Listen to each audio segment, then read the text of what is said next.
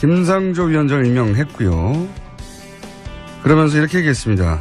국민 눈높이에서 통과된 것이다. 자, 한 달 좀 지났네요. 이제 한 달 열흘 정도 됐는데 과연 국민들 여론은 어떤지 한번 살펴보겠습니다. 박시영 윈지코리아 컨설팅 부대표 나오셨습니다. 안녕하십니까? 네, 반갑습니다. 박시영입니다. 이게 여론조사가 이 인사 관련해서 몇 번 있었잖아요. 예. 그렇죠. 한 세 군데에서 결과가 발표됐습니다. 근데 제가 이제 특이하다고 경향성이라고 할까요? 보면은 처음에는 이제 강경화 후보가 가장 논란이었기 때문에 강경화 후보에 대한 물론 뭐 여론조사 기관들마다 기법이 달라서 똑같이 비교할 수는 없지만 처음에는 강경화 후보에 대해서 언론에서도 그렇고 야당에서도 그렇고 집중적으로 문제 있다라고 공세를 취하고 그게 이제 나쁜 여론, 그러니까 임명하지 않는 게 좋겠다. 근데 이제 청문회 거치면서 본인의 해명 그리고 나서 이제 그 사람들이 직접 찾아보기도 하고 그러면서 여론이 점점 좋아지는 방향으로 바뀌고 있는. 네. 맞죠? 제가 파악한 게. 네, 맞습니다. 지금 한국 리서치가 한국일보하고 7일날 8일날 조사한 게 있었고요. 네. 그 다음에 이제 9일날 10일날 KSY가 조사한 게 있었고 리얼미터가 9일날 조사한 게 있었습니다. 네. 근데 이제 직접적으로 비교하기 좀 뭐한 게 한국 리서치와 한국일보는 조사 방식이 좀 달랐습니다. 그러니까 질문 방식이 다른 거죠. 나머지 두 군데에서는 임명에 동의해야 하느냐 마냐 이렇게 물었고 한국 리서치 같은 경우는 자질이나 도덕성을 갖췄느냐 못 갖췄느냐 좀 보기가 좀 달라서 직접 비교하기는 좀 그렇습니다. 그렇죠. 네. 그래서 한국 리서치의 경우에는 이제 찬반이 좀 엇비슷하게 많이 나왔었죠. 그리고 무응답이 한 30% 가까이 나왔었고요. KSY나 리얼미터의 결과를 보면 긍정적인 여론이 훨씬 높습니다. 네. 경향성은 시간이 지나면서 참 큰 문제가 있는 줄 알았는데 문제가 없는 것은 아니나 뭐 이 정도면 그 후보로 임명해도 큰 문제, 그러니까 임명을 해도 그렇게까지 결정적이지는 않은 거 아니냐 이렇게 여론을 바뀌어가는 과정이었던 것 같아요. 네. 특히 이제 김상조 후보의 경우는 뭐 여론이 그닥 나쁘지가 않았습니다. 계속 우호적이었다 더 좋아졌죠. 청문회를 거치면서 많은 의혹들 신상 털기식 의혹 제기가 많았지 않습니까? 청문회에서 그것들이 많은 부분 해소가 됐고 또 능력과 자질에 대해서 잘 검증이 됐다라는 검증이 된 것을 보여줬죠. 준비된 후보라는 걸 보여줬기 때문에 워낙 대응을 잘했어요. 예, 워낙 대응을 잘했죠. 그래서 김상조 후보의 경우는 상당히 찬성률이 높고요.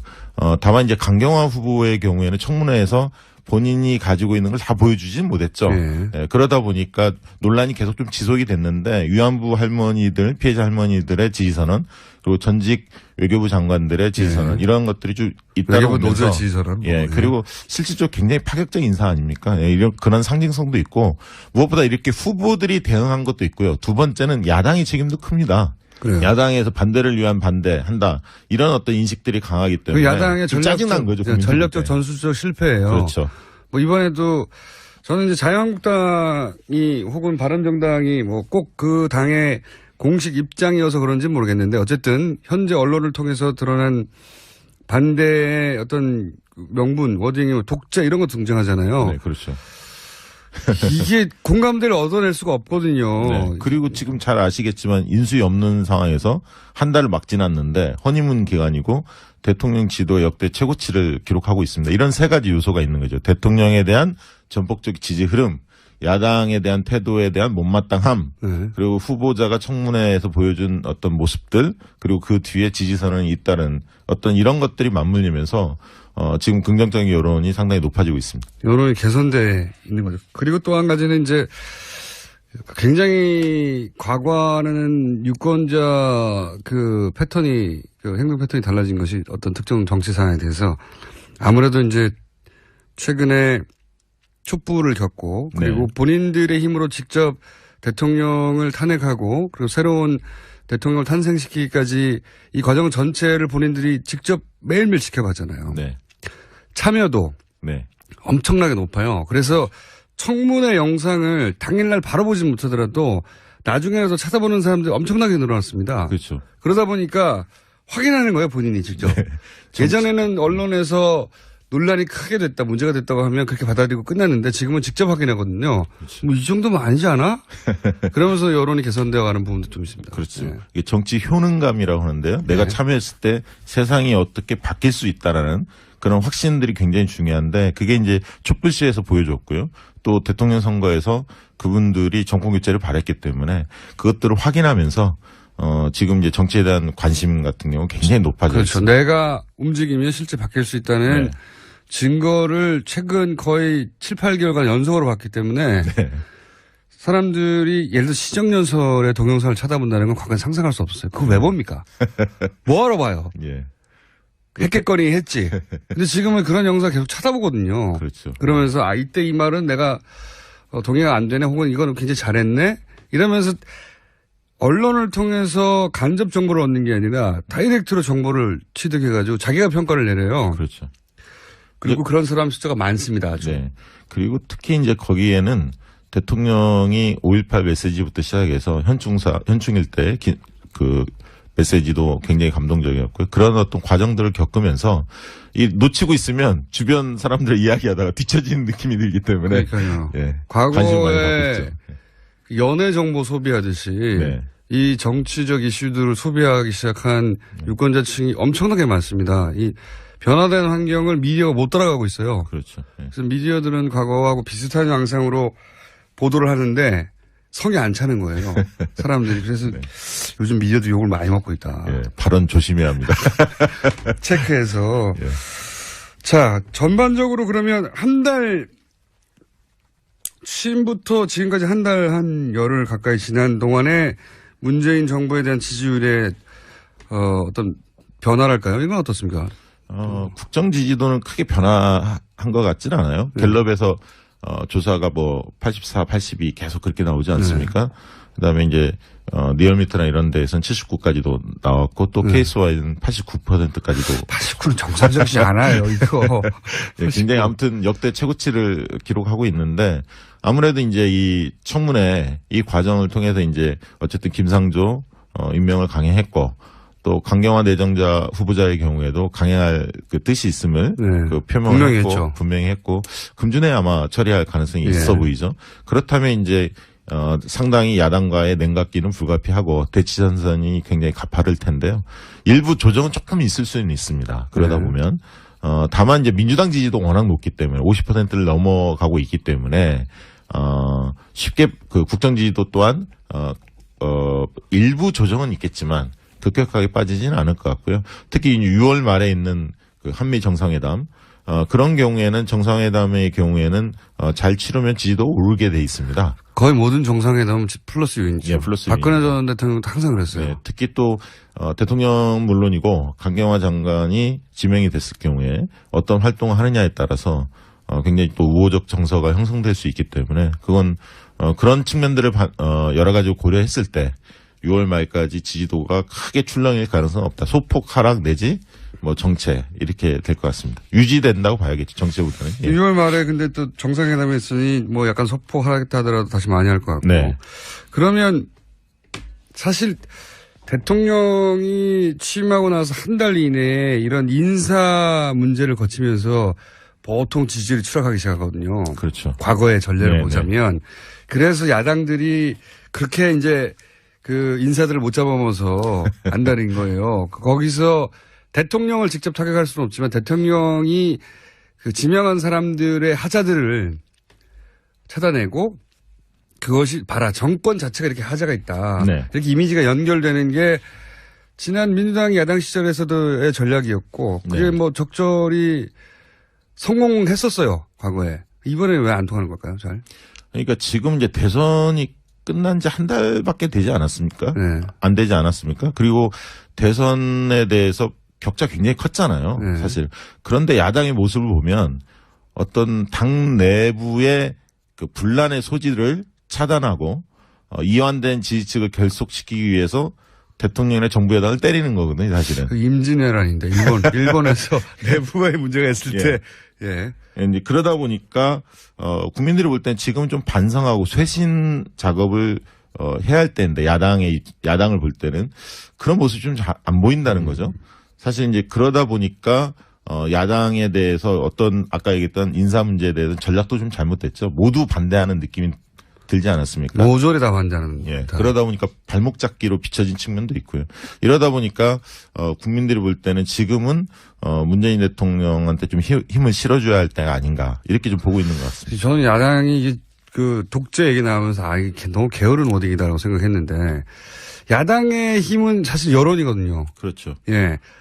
그 법적인 권한은 대통령에게 있지만 대통령이 청문회 채택 안 되더라도 모조리 다 임명할 수 있지만 가끔 가다가 낙마시키는 경우가 있거든요. 지금까지 한 두세 명 정도 된 것 같은데 제 기억에. 네. 청문회가 있은 이후로 청문회 보고서 채택 안 됐는데도 대부분은 다 임명했고 낙마한 경우가 두세 번 정도 있는데 그때는 여론이에요. 여론의 힘. 그렇죠. 국민 여론이 반대를 하면 그렇죠. 대통령이 고집하기가 굉장히 곤혹스러운데. 왜냐하면 그 사람을 임명해버리면 그 사람은 임명되지만 본인의 지지율이 떨어지니까. 그렇죠. 근데 지금의 경우는 그렇지 않다는 거죠. 그게 야당이 잘못하고 있다는 겁니다. 그렇죠. 자기들끼리 화낼 게 아니라 사람들에게 같이 화낼 수 있도록 이유를 설명하고 끌고 가서 결국은 압박을 해야 되는데 갑자기 독재다 그러고 튀어나가니까 네. 그리고 사실 김상조 무슨 소리야 이렇게 되는 거죠. 김상조 후보자의 경우에는 국민적 지지도 높았지만 재벌 저격수 그런 측면에서 그 공정과 정의가 시대 정신이었고 재벌 개혁을 해야 한다는 국민 여론이 높았기 때문에 가장 적임자라고 본 건데 거기서부터 발목을 잡으니까 국민들이 동의하지 않는 거죠. 야당을 안 해본 기간이 너무 오래돼서 그런지 좀 답답해. 잘 못 싸운다. 이게 독재가 벌써 튀어나오면 앞으로 어떡하려고 그러나. 다른 어딘이 없잖아요. 전쟁이라고 그래야 되나? 앞으로는 기아. 그러니까 지금 이렇게 되다 보니까 여당, 야당, 여야 전선이 형성되기보다는 야당하고 국민 간의 전선이 형성되는 느낌도 듭니다. 그러니까 국민들이 그만큼 짜증나 있는 거죠. 정부가 지금 여론을 자기들 편으로 못 만들다 보니까 네. 거꾸로 여론과 맞서게 되고 대통령하고 혹은 정부하고 각을 세워야 되는데 대중 여론하고 각을 세우게 되는 꼴이 돼버렸어요. 네. 굉장히 최악이거든요. 이렇게 되면. 그렇죠. 근데 이제 이런 흐름이 지방선거까지 지속될 수도 있습니다. 예를 들면 국민의당의 입장에서는 지방선거에서 호남에서 뭔가 승리를 통해서 다시 일어서는 계기를 만들어야 할 텐데 이제 그렇기 때문에 그 전까지는 흔히 말해서 정부 여당과 대치 전선을 어느 정도 형성할 가능성이 상당히 큽니다.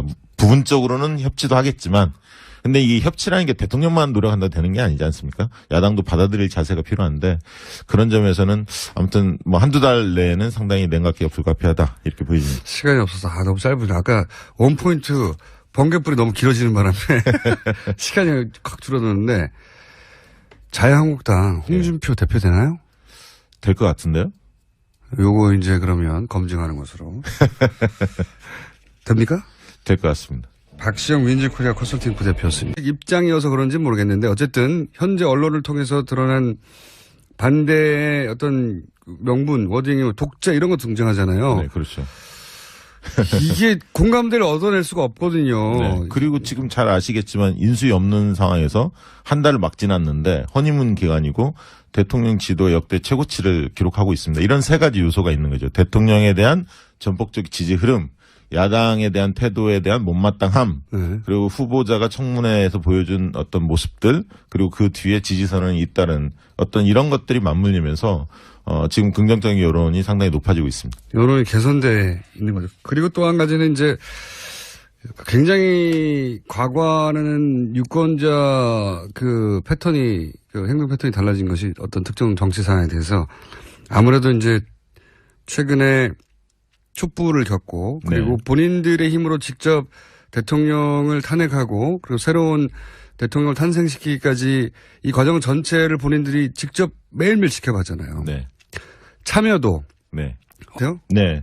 특히 이제 김상조 후보의 경우는 뭐 여론이 그닥 나쁘지가 않았습니다. 계속 우호적이었다 더 좋아졌죠. 청문회를 거치면서 많은 의혹들 신상 털기식 의혹 제기가 많았지 않습니까? 청문회에서 그것들이 많은 부분 해소가 됐고 또 능력과 자질에 대해서 잘 검증이 됐다라는 검증이 된 것을 보여줬죠. 준비된 후보라는 걸 보여줬기 때문에 워낙 대응을 잘했어요. 예, 워낙 대응을 잘했죠. 그래서 김상조 후보의 경우는 상당히 찬성률이 높고요.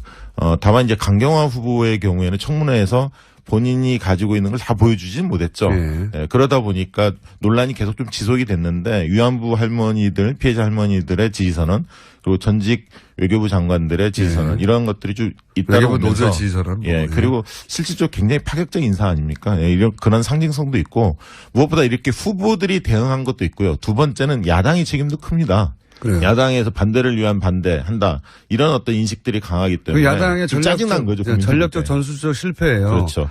뭐 이번에도 저는 이제 자유한국당이 혹은 바른정당이 뭐 꼭 그 당의 공식 김상조 위원장을 임명했고요. 그러면서 이렇게 얘기했습니다. 국민 눈높이에서 통과된 것이다. 자, 한 달 좀 지났네요. 이제 한 달 열흘 정도 됐는데 과연 국민들 여론은 어떤지 한번 살펴보겠습니다. 박시영 윈지코리아 컨설팅 부대표 나오셨습니다. 안녕하십니까? 네, 반갑습니다. 박시영입니다. 이게 여론조사가 이 인사 관련해서 몇 번 있었잖아요. 예. 그렇죠? 한 세 군데에서 결과가 발표됐습니다. 근데 제가 이제 특이하다고 뭐 경향성이라고 할까요? 보면은 처음에는 이제 강경화 후보가 가장 논란이었기 때문에 강경화 후보에 대한 물론 뭐 여론조사 기관들마다 기법이 달라서 똑같이 비교할 수는 없지만 처음에는 강경화 후보에 대해서 언론에서도 그렇고 야당에서도 그렇고 집중적으로 문제가 있다라고 공세를 취하고 그게 이제 나쁜 여론, 그러니까 임명하지 않는 게 좋겠다. 근데 이제 청문회 거치면서 본인의 해명 그리고 나서 이제 그 사람들이 직접 찾아보기도 하고 그러면서 여론이 점점 좋아지는 방향으로 바뀌고 있는. 네. 맞죠? 제가 파악한 게. 네, 맞습니다. 지금 한국 리서치가 한국일보하고 7일날 8일날 조사한 게 있었고요. 예. 그 다음에 이제 9일날 10일날 KSY가 조사한 게 있었고 리얼미터가 9일날 조사한 게 있었습니다. 네. 근데 이제 직접적으로 비교하기 좀 뭐한 게 한국 리서치 한국일보는 조사 방식이 좀 달랐습니다. 그러니까 네. 질문 방식이 다른 거죠.